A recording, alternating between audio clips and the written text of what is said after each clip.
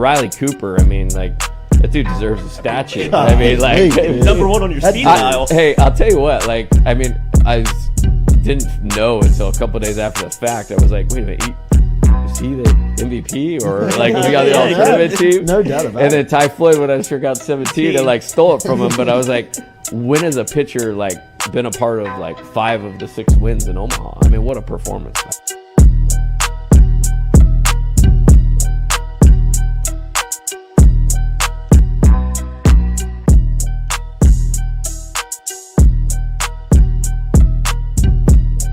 Coach, it's great to meet you. Thanks, sir. Thank you for the time. Pleasure. Yes, sir.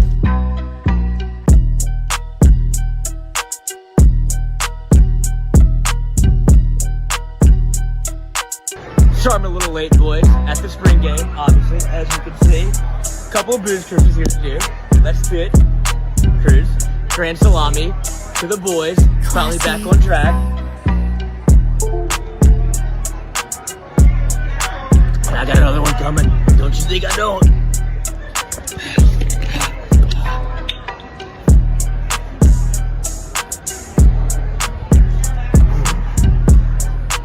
And that's how we roll in Tiger Stadium. Just watching the spring games that were on television, one thing that jumped out about your squad is your quarterback room is very talented compared to a lot of the league and a lot of the country. I wonder, is it easier to recruit that position when you have talent or when you don't have talent?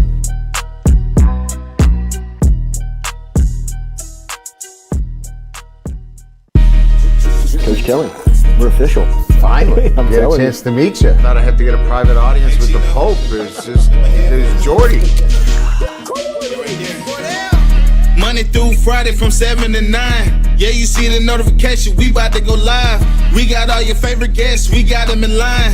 It's the Jordy Culotta Show, come have a good time. Tearing up, answering the question, I thought, my God, if she gets offered this job, she's going to take it. It's just a crazy, fun time at LSU right now. Isn't this what everybody loves?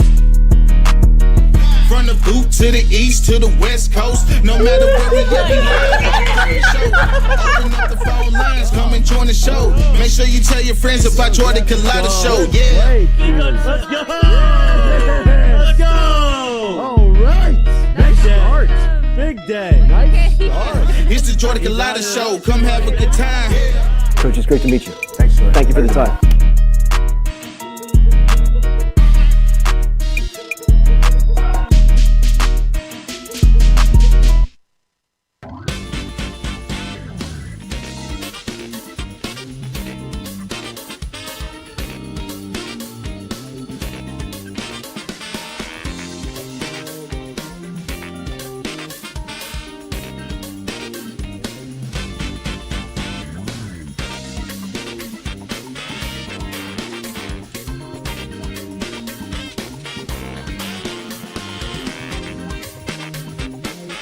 All right, welcome into a Sunday edition of the Jordy Culotta Show. As always, we're built by RMB Builders here on this Sunday afternoon after the Saints vomit all over themselves at Green Bay at Lambeau Field this afternoon. They're up 17-0 and get beat 18-17 over in Green Bay. We'll talk about that a lot more this week. We're going to react to LSU improving to 3-1 on the season, 34-31 winners last night over Arkansas. We'll talk about it here for the next hour or so. We got a crew inside of the studio with us today. Stewie's on the ones and twos. We got Noah with us here this afternoon. Good to see Legs here on this Sunday. And Ronnie. Woke Ronnie up as Jacques and Steve are trying to work him into a sweatshop over there at WAFB. Working that man. Ronnie, where were you this weekend? Get up on that microphone. Thursday, I had Opelousas Catholic and Southern Lab Okay. at Southern. Friday, I had How the Broadmoor. kittens? Yeah. How are they? They blew OC out. They did. Yeah. I had Broadmoor and Baker. I want to say. It's Friday, and then Saturday, I had Southeastern and Houston Christian. Houston Christian blew them out, too. Good to see you, Ronnie. Yes, sir. Great to be here. Remember to hit that like button, share button, comment button if you don't mind. If you have not subscribed to the show, make sure and hit the subscription button before you get out of here. We're watching Red Zone here, and the rumors have been – I can't believe this, man. This is huge news, right? Confirmed. Travis Kelce's got Taylor Swift sitting in the box Next to his mother. today. I mean, like, That was Mama Kelsey sitting next to her. wow. Yep. I mean, 3 hours ago, we didn't even know if it was official. Now she's got a jersey on in the box with the mom. Incredible by Kelsey. All right, so LSU last night, 34-31 winners. As we said, it was a back-and-forth game. And let's start with, we like to kind of give it all here, the good, the bad, the ugly. And for the good, right, you get the win. That's a conference win against a fifth-year quarterback. How about that's the third time that KJ Jefferson has been inside Tiger Stadium as a starter? I mean, like, you really can't say that. There's not many quarterbacks I can remember that have 3 road trip starts in their career. His first season, a true freshman, he started against the 19 team.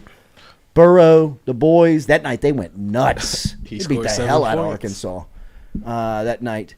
But KJ Jefferson was the starter that night. 2 years later, he comes back and gets the win inside of LSU, inside Tiger Stadium. And then last night, I thought, and we were talking about it beforehand as a staff, I thought KJ Jefferson made a lot of money last night. I thought that, in a quarterback class here in 2023 that is very heavily talented, I believe that KJ Jefferson kind of muscled himself up to the table as a true player. Not necessarily that people learned a lot about him last night, but that was just, man, his poise, his ability to keep Arkansas in that game the way he did, I thought was very impressive from the standpoint of just quarterbacking the game and how he played. So obviously we will react to the defense.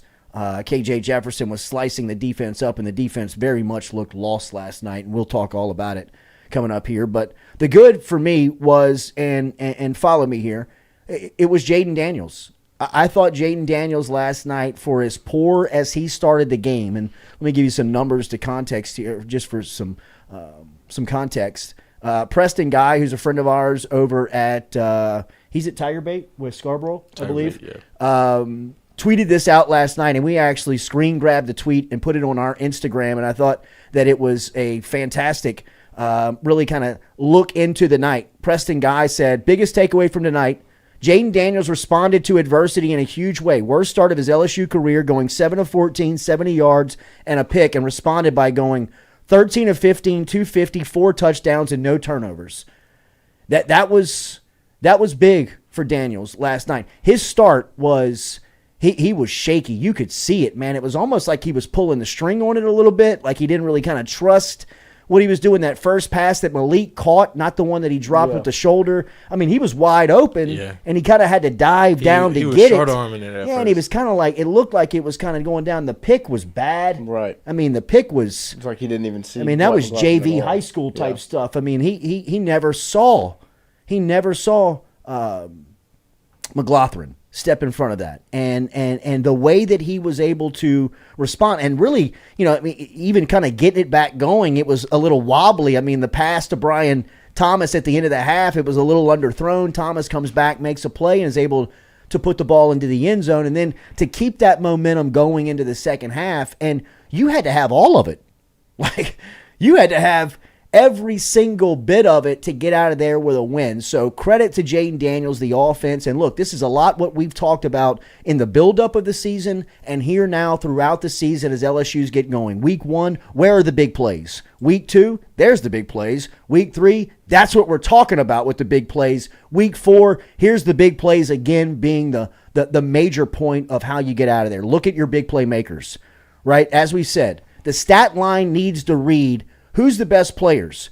The wide receivers, the guys on the outside. Those are the guys that when you look at LSU, they're the scariest. They're the ones that keeps people up at night, right? And when you look at Brian Thomas and when you look at Malik Neighbors and you look at their numbers yesterday, I'm trying to pull them up officially here just to make sure that we can rattle them off. But last night, receiving, Thomas had 5 grabs, $133, 2 touchdowns, an average of 27 yards per catch.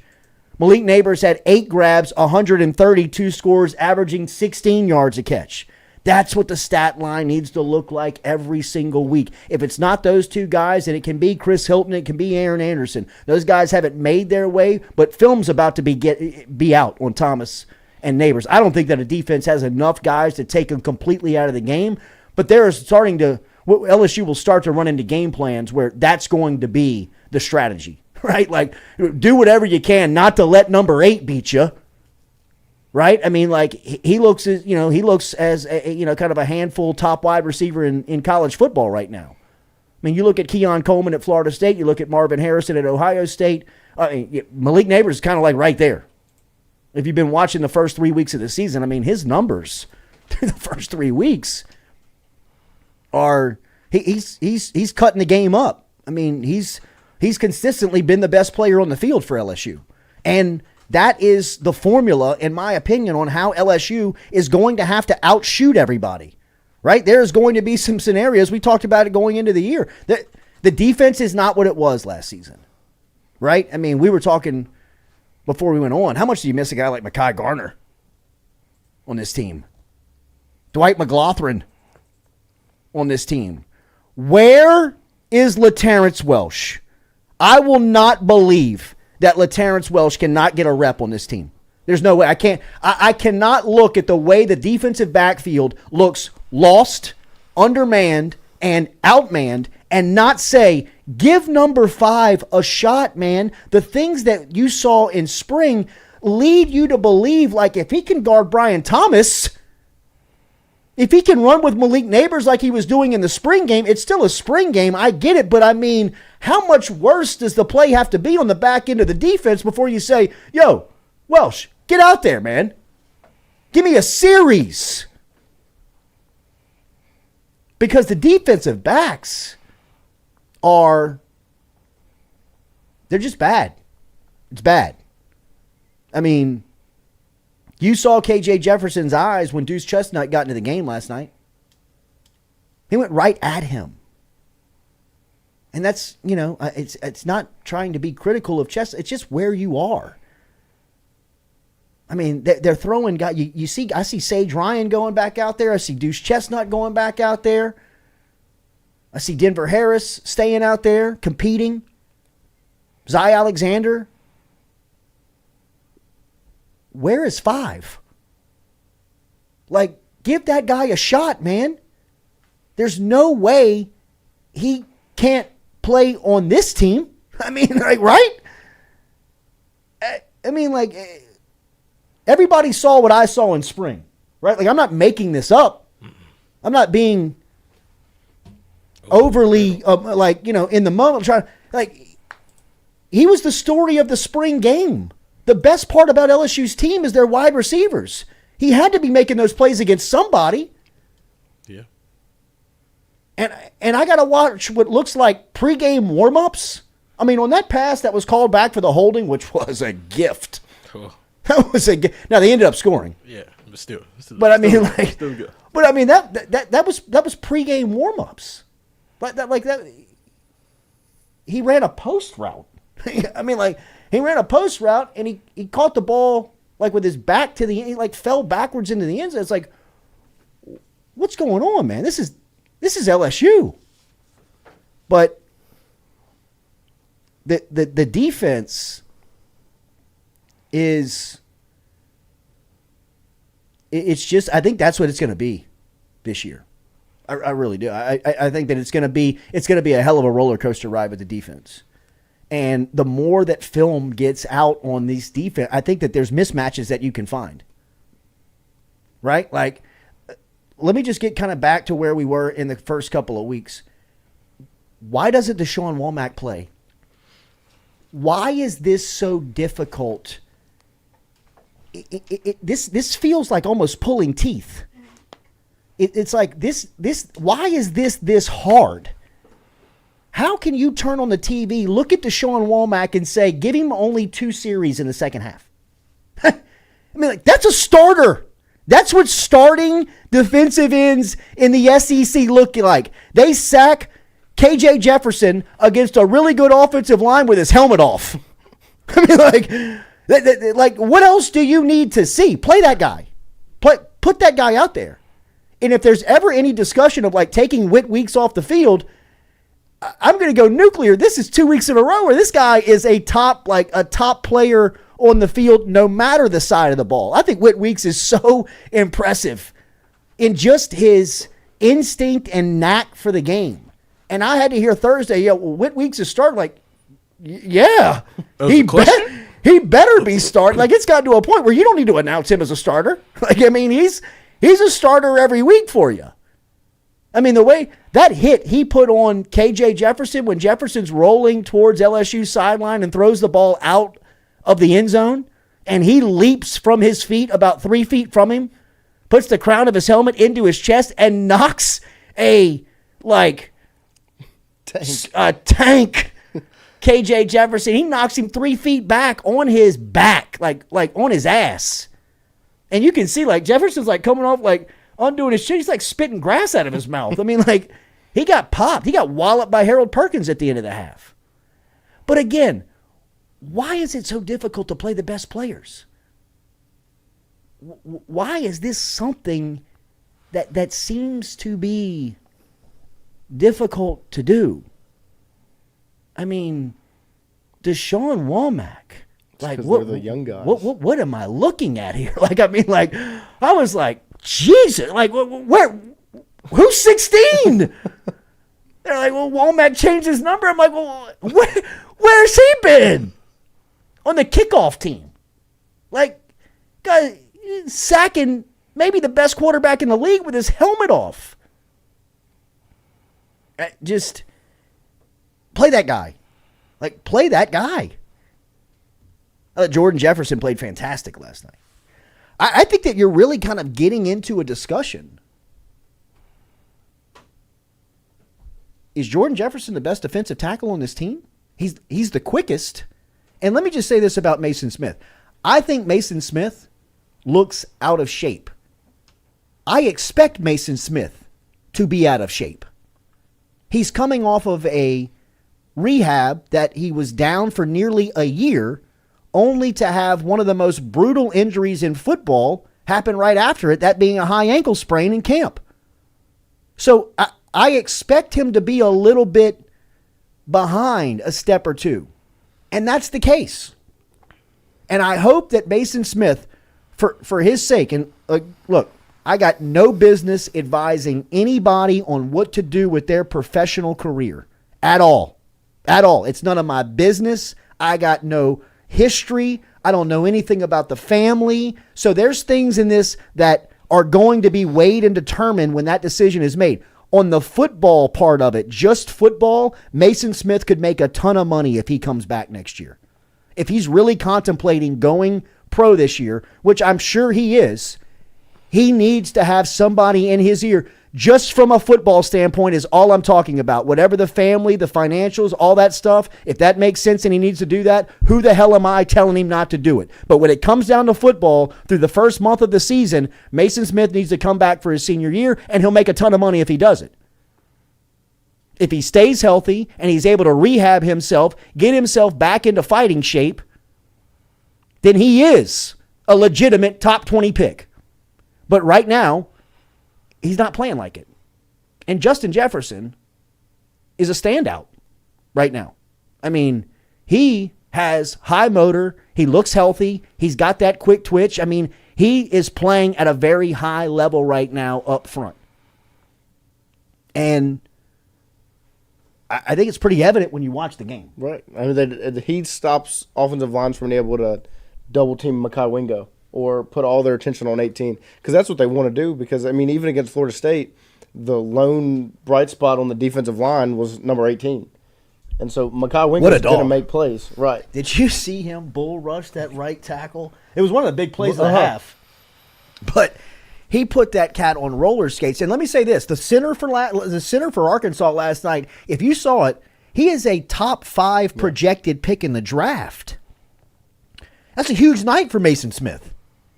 Like, there are every single general manager and scout in the NFL, all 30 teams, every single one of them, 32 teams, every single one of them will watch last night's film just for those two guys. And Mason Smith didn't have a good night against him. They're going to see 18 and 99. They'll see a lot of 18 and 99 for sure. So, you know, just future-wise, I think LSU's got a really nice pitch for Mason Smith to come back. The defense, though, from the 2023 edition, I just think that this is who they are, man. I think you're going to have to outshoot everybody every week. I really do. I mean, because I look around on how much football did everybody watch yesterday? I didn't go to Tiger Stadium. I went early in the morning, did a bike ride with Jay. We got out of there about 10:30, got back to the house, and at that point, boys, I was in slippers and drawers all day. Same. I was shirtless over the pit. Just taking it all in. Multiple screens rolling. Yes. Just got the Alabama, got batching all day. Oregon, Colorado. So when I look around football, and I'm talking about all the games, I don't see anybody that can guard LSU. Nope. I don't see one team in the country that can guard LSU. Notre Dame can't guard them. Ohio State can't guard them. Alabama can't guard them. Hell, Georgia can't guard them for 4 quarters. And I'm dead serious about that. But defensively, I kind of feel like I'm taking a butter knife to a gunfight, right? So, I'm showing up a little weary with LSU getting off the bus thinking yo, y'all want to get in a shootout? Let's roll. We got a pistol. We ain't got the whole machine. Hell, we got a bazooka. Yeah. We got some heavy artillery if you're talking about getting into an offensive shit. If you don't have a defense, let's ride. You know what I mean? This is going to be a ratings bonanza, but if you want to get into a defensive struggle, LSU can't play that game because they can't stop anybody for 4 quarters. They may be able to stop somebody for a half like they did last night. They Florida State and for a look, half. Jefferson and Arkansas did them some favors. They got inside the red area, got inside the 5 a couple of times, and just lost their mind for whatever reason. Yeah, if you get on the goal line and you got 240 behind that offensive line and you're kicking a field goal from the 1, if I'm Brian Kelly, I'm saying, thank you. Yo. Megaphone. Sammy. Thank you. You're bailing us out. Just take the snap and tell that guy to jump over the pile. And and enough can't be said about the crowd. The amount of false starts that saved LSU. I appreciate you bringing that up because I had that written down as one of the major points. Sam Pittman was we jumped again? And somebody's going to have to explain to me the end of the game. Look, man, I do not like to debate football at the highest level because I feel like I could get exposed a little bit, right? I'm not here to break down the nickel and dime package for you. I guess he was trying to run the clock, but when you've got the timeouts and you've got the ability to choke the game out without giving the ball back to the opponent, that felt very football 101 that was overthought, and I just did not understand it. You win the game. It all worked out. But Arkansas, with a 6'4" quarterback with a rifle attached to his shoulder, has one play from his own 30 to make something happen. I would just rather live without that, right? Let's just get out of here without giving them the ball back. Now, if I'm wrong on this, I guess his idea. I would love to hear why. Because in the moment, I'm thinking, I'm looking at the clock, I'm looking at the play clock, and I'm looking at the amount of timeouts, and I'm thinking, well, he can get this thing down to 3 seconds, call a timeout, one snap takes 3 seconds, you kick it, and it's over. I guess he was just trying to use all. I really don't know. Because Arkansas didn't have any timeouts with with 9 minutes left in the fourth. So either way, they would have to throw that thing around a couple of times. It was just Coach. It was very nerve-wracking. It felt very Les Miles. Right. Well, even putting the offense in the position where, even though Jaden just sailed out the back of the end zone, what if he gets sacked? What if Malik gets pulled and gets hurt? What if it slips out his hand? There's so many opportunities for something to not go right.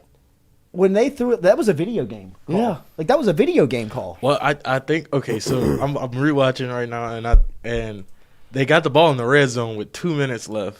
Right. It was a beautiful drive. It was a beautiful way to end the game. It was. That was what you had to do to win. And as they're executing it, you're like, all right, they're going to win. We got it. They're gonna win. I guess. I mean, you got the ball with 59 seconds left. It's 2nd and goal. Right. And you're on the. You have how many timeouts? One. He's got 2. He's got one left with 59 seconds left. Because he had just used one before that. Yeah, and you're on the 4-yard line. So it's kind of like, I guess it was just like, okay, let's run it down as much as we can. Run it a couple times. Run it down. And I feel like I've seen the Saints and Sean Payton win in that fashion before. Right. Where they've had the ball timeouts at the end of the game where it's been a back and forth offensive shootout and they're able to just squeeze the clock, get down to 3 seconds, kick the field goal, get the hell out of there. Yeah. You know, like, again, hey, man, I might be wrong, and I don't want to criticize over a win. It just was like when you were watching, you were like, this isn't how this is supposed to go, right? Leaving too much time on the clock. I mean, like,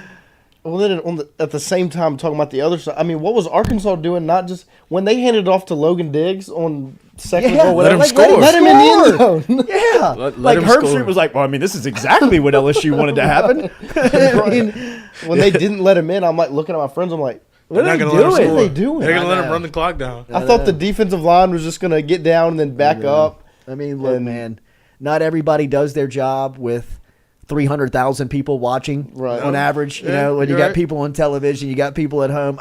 If people, you know, like they watch us all the time, and I know what they tell us. You know what I mean? Like, I mean, I get my DMs. You know what I mean? I know what they think about me. So I mean, like, I know it's a very critical spot. It's just strange. It is. You know, I mean, it was a just strange kind of way like, to end the game. It was weird. It was weird. So.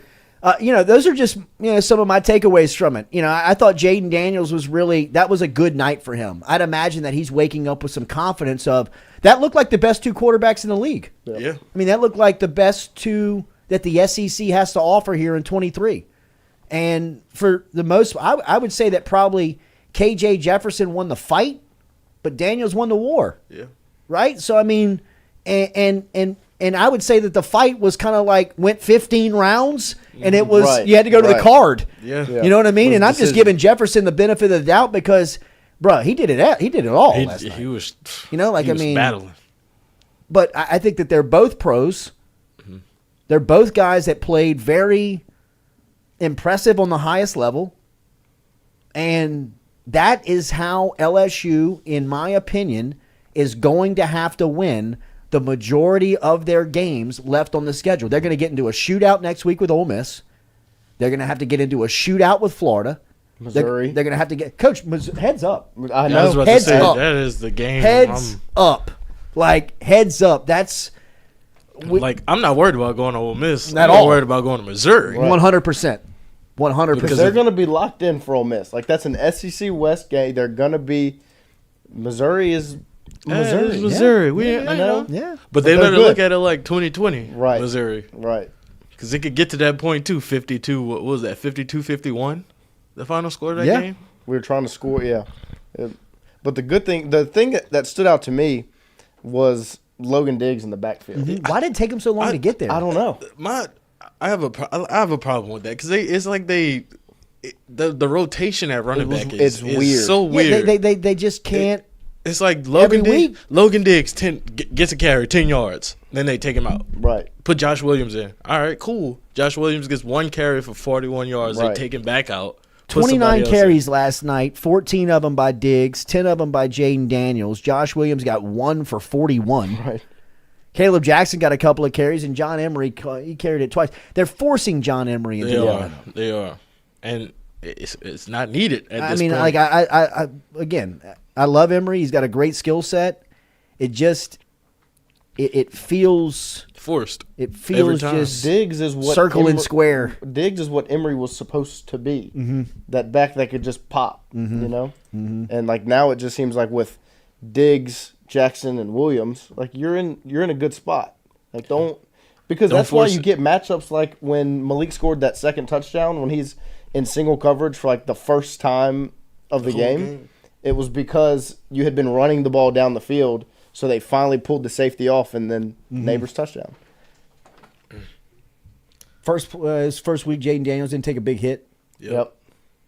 He tried to slide. It was very awkward. The slide was very bad, but very look, he'll work on that. Talk to Jay Johnson.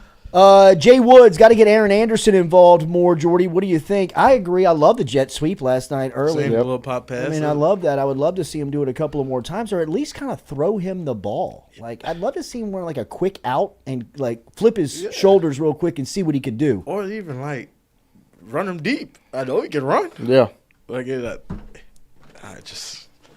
but I had to remind myself that Aaron Anderson is a freshman still.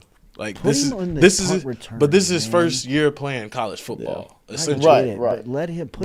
Let him touch the ball. I also understand they've where gone you're coming from. Conservative on the punt return. Yeah, they're here. back on it. They're back back and on special Clayton, teams. Catch it. Special teams outside of Ramos, to me, is shaky. Yeah. Still nervous with them when they're out there.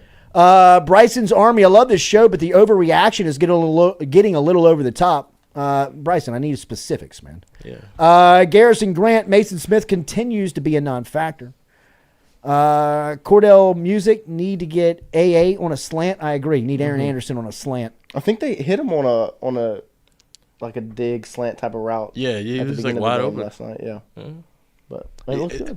It's just when you got Malik and I want Chris Brian Hilton. Right, me too. Yeah. I want Chris Hilton to get a target at least every game. Like, when you go out there and he does not get anything thrown at him, especially when the offense is struggling like it was in the first quarter, in the first half, that to me is something that, hell, just overthrow him. Like, really, like, just like, even if you can, like, try to overthrow him just to get some type of pressure relieved to the offense. I just think that he is such a like, you don't have anybody else like him. There's nobody else that you can really just say, hey, Chris, go route run everybody, man. And him be like, no doubt, I'm on it. And just like every game, one time, just take the snap and uncork it on a post seam fly pattern, some type of deep route with him, just to let the defense know, like, hey, you cheat up one time, 17's going to be behind your back.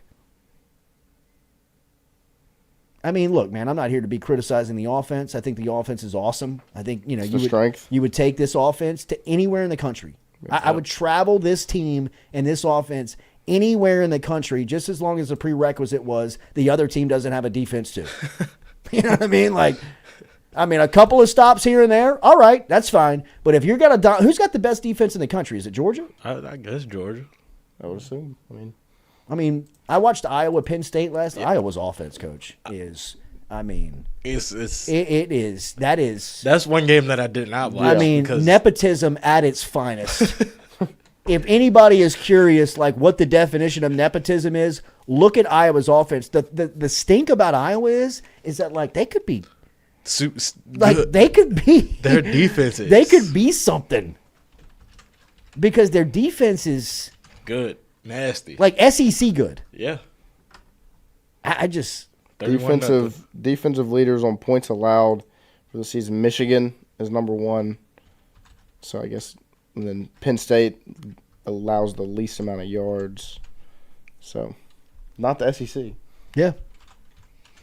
So LSU will gear up 3-1 on the season. Good win last night. We can be critical, but a win is a win in college football and in the SEC, and that was a tough win. That was a quarterback that came in ready to play. You saw the pregame hype with Sam Pittman in the locker room. Like, he wanted to win last night. Yeah. Fake field goal. Yeah. He's out on the field. A couple of challenges that he won. Yeah. He kind of reminded me a little bit of at Tuscaloosa in 2020. Sammy. Like barking across the field at Saban. You had to call Edo before that. Like, I got you, buddy. I got you.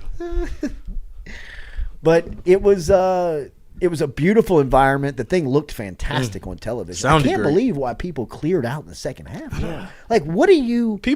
I'm curious, because, look, I do it. I'm not bashing it. I'm as a bandwagon and a front runner as anybody that you'll find. Give me an excuse not to go or leave, and I am out. Right. I'm out. That was a good football game. But I would think last night, if you went to that game, if you're in the stadium, which I was not, the weather was crisp. The football was, like, great. Competitive, like, trending to great. And then if you stayed for the second half, you were treated with like a great game. Because I look around everywhere. Yeah. I mean, even like pregame kickoff, the nosebleed on the east side, on the west, on the opponent's side. What is that? That's the east side? Yeah. I do think that there was a point in the game where it was like right at the start of the second half. It was a little boring. Where it felt like LSU was about to just pull away. Like they were down 13-3. They score the touchdown to end the first half. They come out, score a touchdown to start the second half. And then Arkansas kicks that field goal, and then LSU scores another touchdown. So then it's 24-16. And even whenever Arkansas scored that next touchdown to cut it to tie the game up, before that, I was like, oh, this game's over. I was comfortable. You said KJ Jefferson right there. The game is over. Right. Yeah. And, like, one of my buddies called me that he was leaving, and I was like, Arkansas just scored and got a 2-point conversion. Oh, no doubt. I was like, it's a tie ball game. Coach, like, the freshman tight end from Oklahoma is a dog. I mean, he might be. I mean, I think it's just Arkansas tight ends versus LSU. Tesla? No, not Tesla. It was the Haas. No, that's right. Luke Haas. Yeah. 6 catches, 116, 2 scores last night. I mean, when he was running wide open, he didn't even know he was open. Right? He was like running head up, shoulders up, kind of like tippy toe into the pylon. God. When they hit the 2-point conversion, I was thinking, man, what are we doing? When they went for whenever they got a false start when they were at the 2, right, and they had a bump back, I was like, oh, now they're just gonna kick the extra point. Yeah. And they went for it and got it again. I was like, smart man. Yeah. But I like LSU's front seven. I'm comfortable with where the front seven is if they continue to, like you said, Womack and Swinson, like if they continue to use the right guys. Right. Like 13. Play him. What are we watching? Right. At the end of the day, it's like, what are we watching? Braden Swinson and Ovi Ogofu. Ovi. What? It's not really a competition. What's the debate? Yeah. Like when you get to film, and then you look at Deshaun Womack. How do you break that down in a film room and say he's better than him? Yeah, like next week we're going to go with you. You know, it's like what are we watching? What do you mean? Right. Like, how do you not play 16? How do you not play 13? I mean, how does Perkins not rush the pass? There better not be a debate on whether or not 40 comes off the field. Right. Like, I mean, Whit Weeks, coach, we're not even like he's a true freshman. We shouldn't even be asking this. 3rd on the team in tackles. And he's only played 2 games. 9 total. Well, I'm talking about Saturday. Okay, yeah, well, 9 total. Last week, right. 9 total. Did he even play against Florida State? No. No. Oh, all right. No. He got in against Grambling, but jeez. And then Mississippi State's the best defensive player on the field. Yep. I mean, I would say the same thing about Andre Sam. Yeah, I'd say the same thing about like Greg Penn too. Yeah, Greg Penn's always in the right spot. Greg Penn had a great night. So it's like every week we come back with somebody else that should be playing. But Penn's been there consistent. Penn has. Keep him there. Like Whit Weeks, like I mean, like that was very discouraging when they were like on Thursday night, like Whit Weeks is starting. You're like, who else is starting? Yeah, like what do you mean? Like don't tease me with taking him out. Right. Yeah. And I mean, just I don't know. I think Whit Weeks is. I mean, he's a dog, man. I mean, the way he closed in on Jefferson and hit him on the sideline like that was big time. I mean, Matt Most says Whit Weeks needs a nickname. I don't know what to call him. Just Whit Weeks, man. I mean, can't even give him a nickname. His name's cool. Yeah, Whit Weeks, man. Whit.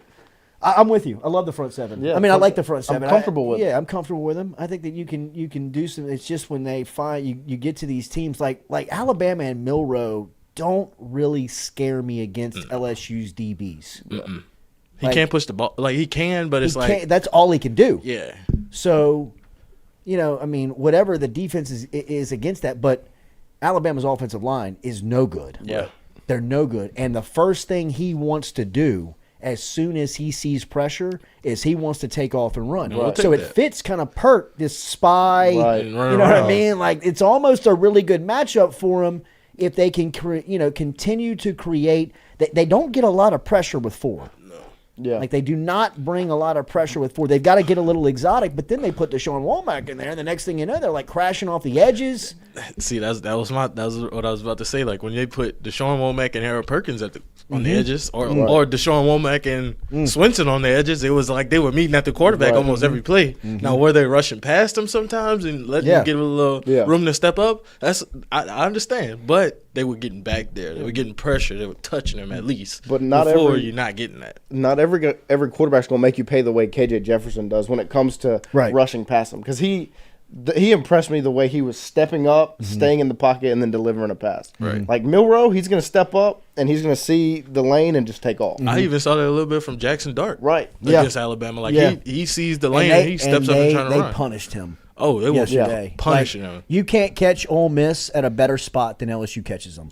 What that means, I don't know, but they're beat up. Like they got after Dart yesterday, and you could see Lane Kiffin's post-game press conference. He felt yesterday was his best opportunity to get that game, and it really wasn't that close.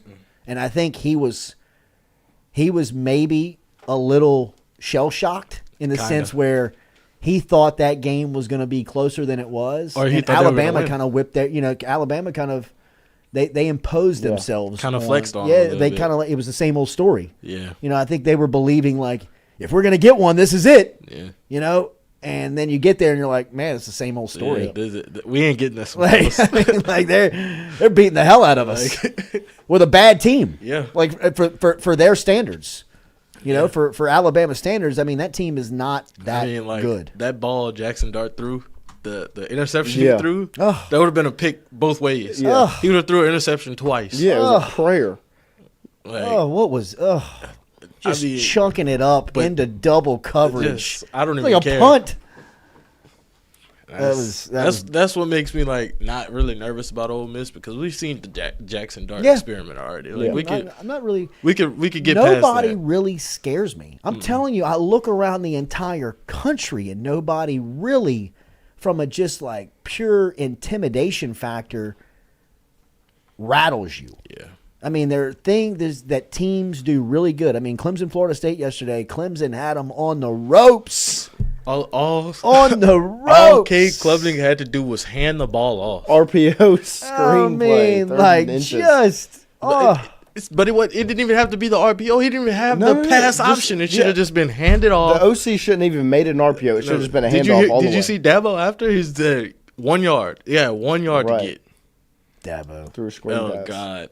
Seen pull Norvell in and give him the old less talk in the year. He tried to put the hat. He was trying to put the hat over the camera, so the camera didn't see what he was saying. Like, get out of here. I'm a nerd. You're cool. What about those transfers? How do you do it? I like that one. That's a good one. I like hit weeks. That's a good one.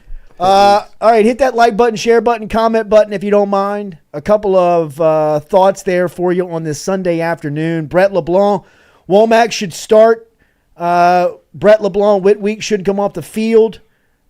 Chili, Wes Weeks, Whitweeks needs more time to, especially on 3rd and shorts and 4th and shorts. I can see that. Jared Guillory, Milroe will look like an All-American versus this defense. I disagree. Oh, that's one team I would probably be. If I was LSU, one team that I would not want to see in any setting is Washington. Washington is legit. Washington has 3 receivers that are my goodness. Washington might chop LSU up because they are loaded at quarterback and wide receiver. They got SEC wide receivers. They are loaded.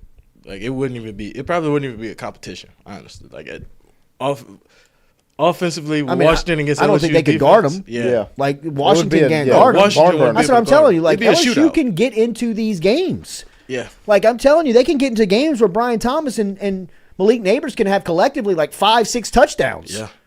It was good to see Mason Taylor back. There is that's what happened on that interception. Yeah. He looked at Mason. He looked at him way too long. He was looking he was staring him down. And McLaughlin, he either saw something on film because he baited the hell out of him. And I think who ran that go? Whoever ran it was wide open. Yeah, I'm not sure. I think was it Kyron Lacey maybe? Probably Kyron Lacey. But I mean, he ran. I mean, it was an elementary read. Right. I mean, it was an like a elementary little hitch read. and then go over the top of him. And you rarely see him turn the ball over at all. There's DJ Chark in the end zone. There you go, DJ. His touchdown dance is hilarious. That's the same one he had at LSU. Uh-huh.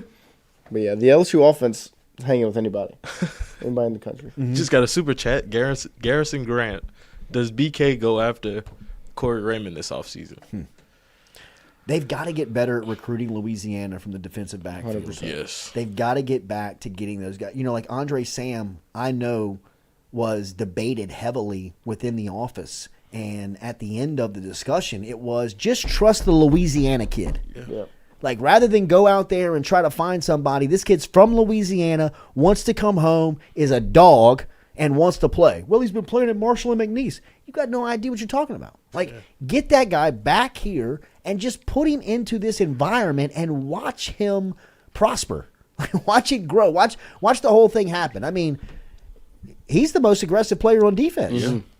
I'd say. I mean, he's a tone setter. He's always flying up. Flying. I mean, Sometimes like, a little too fast. He's a senior? Yeah. I mean, 7th-year senior. No, I mean, he's coming in hot. Yeah. Ooh. He almost took Harold Perkins out yesterday. He came in hot, and he almost took his legs out. Damn, Dallas is losing. But, I mean, they have some of those Louisiana guys that just aren't, like LaTerrence Welsh, Ashley Stamps, aren't on the field. Yeah, exactly. I don't get that. They're on the Me sideline. neither. I don't get that. I don't get that. I don't get that. I don't get not even giving them the opportunity at all. Right. Like, I could respect them keeping Denver in the game because Denver wanted to be here. Right. Absolutely. Denver wanted to be here before He's he getting got better, here. too. And Like, he's getting right, exactly. He's getting to the point where it's he's getting just about there. because last night he had one where he tried to jump the route and the dude caught it on the Yeah, he sideline. did. And He did. I mean, the guy made a good catch. Yeah, he's right there. Just get ready. I'll tell you what's underrated on Denver is his tackling. He came up last night. That cat will come up and hit you, and he's not heavy. He's not big. He's not coming like Right, with what is he, 170, 180? Maybe. I mean, he doesn't even feel his pants out. I mean, Like, Jersey's just. I mean, he's like, geez, Tim looks like a sophomore in high school. I mean, but he's getting there. Like, I mean, the touchdown, the guy made a one-handed catch, that was and I would just- say he kind of. He got Yeah, they it was, was a they little- were yeah, hand it was a fighting. The receiver kind of bumped him. I mean, Yeah. he grabbed him. He pulled him, and the receiver made an incredible catch. But you can't take 10 off the field. No. I mean, like, 10 ain't going nowhere. Still remember, there were people around this town telling you that Denver Harris was the 6th best cornerback on this team. Chiquito Amos makes a good point. They got Zy Alexander from Southeastern, and you're debating about getting someone who played at Marshall. Really? I mean, you know, like they need to start getting the top defense. Like Derek Williams and Jacoby Matthews got no business being anywhere but at LSU. Makes me And guess sick. what they both do? Wardell Max got no business being anywhere but LSU. Does Both- Jacoby Matthews play? He starts. Yep. I know Derek Williams is playing. Derek Williams starts. Or he's a rotational player. They'd be starting here. Yeah. No. They'd be starting here. Both I'll of tell you them. that much. First teamers. Probably all SEC Where's players. Taviano?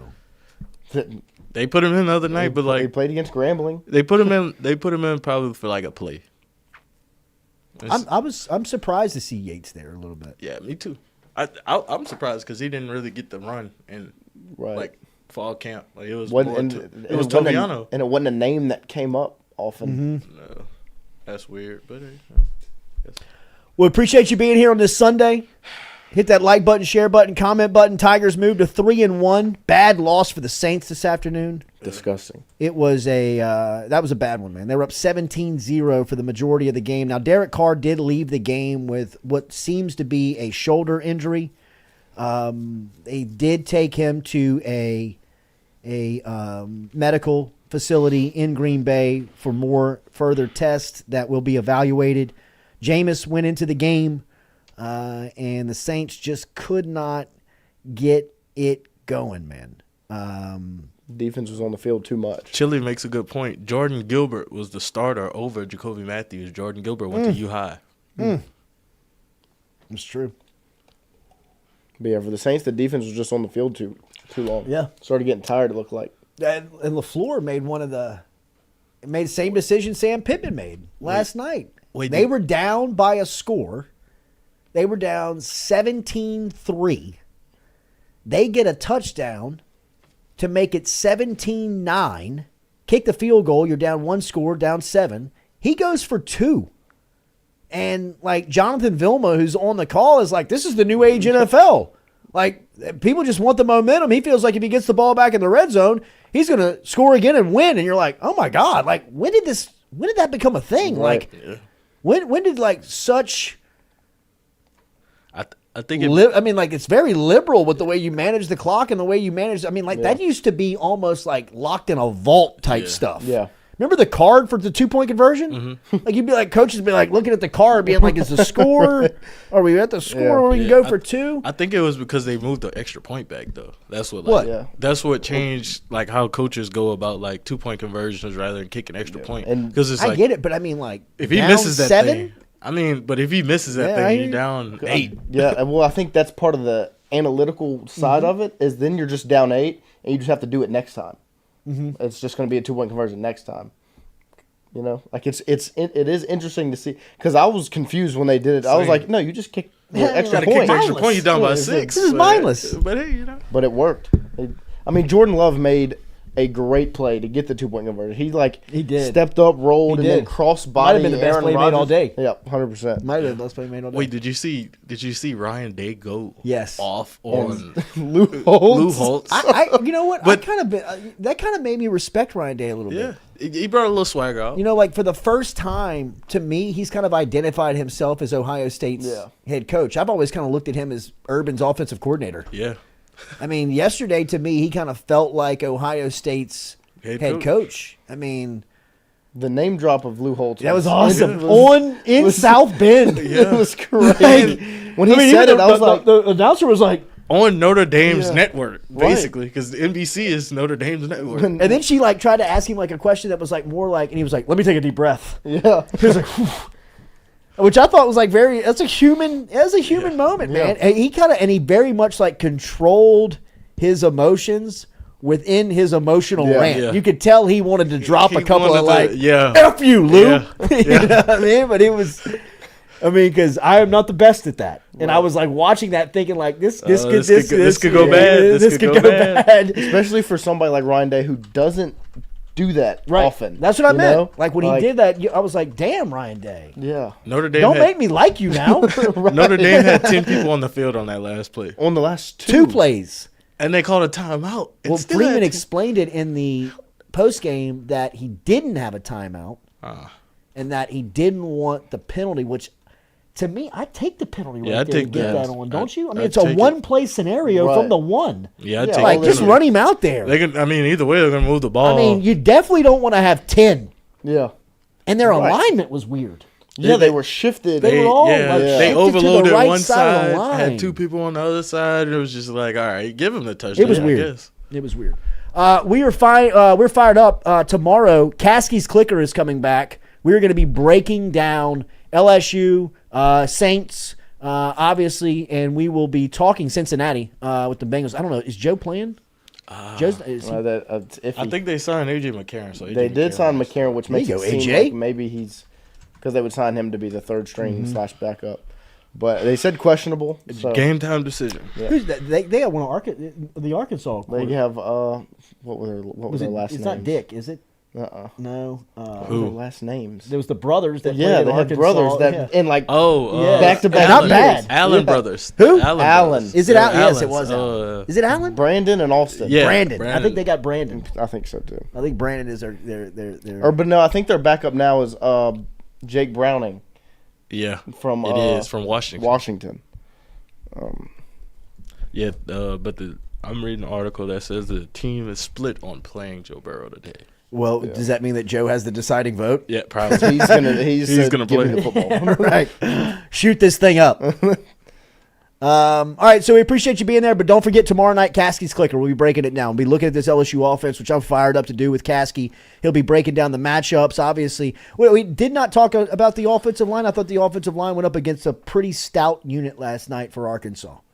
Right? I still think that there were some things that they needed to get figured out, but that defensive front for Arkansas, their line of scrimmage at Arkansas is for real. Yeah. I mean, that was a good win. That was a good win. That was a good win to go in there and go up against those two sides and come out of it the way that they did. I mean, you'd love to get some things firmed up on the defense, but it's a lot like what we'd said a couple of weeks ago. They got some things on defense that you just can't fix. Right. And unless they're going to play LaTerrence Welsh, unless they're going to play Stamps, unless they're going to roll some guys out there that we just haven't seen, this is what you got. Right? Like, I mean, if this is what they're going to play with, then that's who they're going to play with. Again, I will keep banging the drum each week for LaTerrence Welsh and Stamps to get out there if this is going to be the output, because there's no way that those guys can't be anywhere. I'm not trying to be a dick, but I mean, you know what I mean? Like, play somebody else. Right. You're seeing what you can from right. I mean, at least give them the chance. Like, at least give them a shot. Yes, that's what I'm saying. It doesn't hurt you. Give me a series. Right. Give me a series. Right. He gives it up on a series. I mean, the guy he was guarding Brian Thomas in the spring. What am I missing? Garrison Grant, why is it Hurd playing? I think last week made him a little nervous on Hurd. That was a good team last night on the line of scrimmage. I still think that they're managing how they cut Hurd's teeth. I think they want to have him in the lineup, but they want to make sure that it's at the right time and that he's ready to go. Last week, he had a holding call. They had a little bit of miscommunication on a stunt play with Mississippi State, and I think it's those types of things that give coaches PTSD, where you're like, man, you going to run this guy out here tonight? Well, we want to, but, it's like, all right, well, then wait one more week. I thought Ole Miss's front was pretty impressive. Max Johnson looked good yesterday. He did. First touchdown to Jake, his brother. All right, hit that like button, share button, comment button. Have a good Sunday. We'll be back with you tomorrow morning at 7 a.m. We'll open up the phone lines and take a reaction from across the country. Tell a friend, like, share, hit the subscribe. Back tomorrow from Click Here Digital. Monday through Friday from 7 to 9. Yeah, you see the notification. We about to go live. We got all your favorite guests. We got them in line. It's the Jordy Culotta Show. Come have a good time. It's the hottest show around. We ain't got to flex. Call up G, we get it done. We earning our respect. Tell recruits to let us in. Where they going next? Throw up the L's. Now we lit. Band playing neck. From the boot to the east to the west coast. No matter where we at, we live. Mic'd up for show. Open up the phone lines. Come and join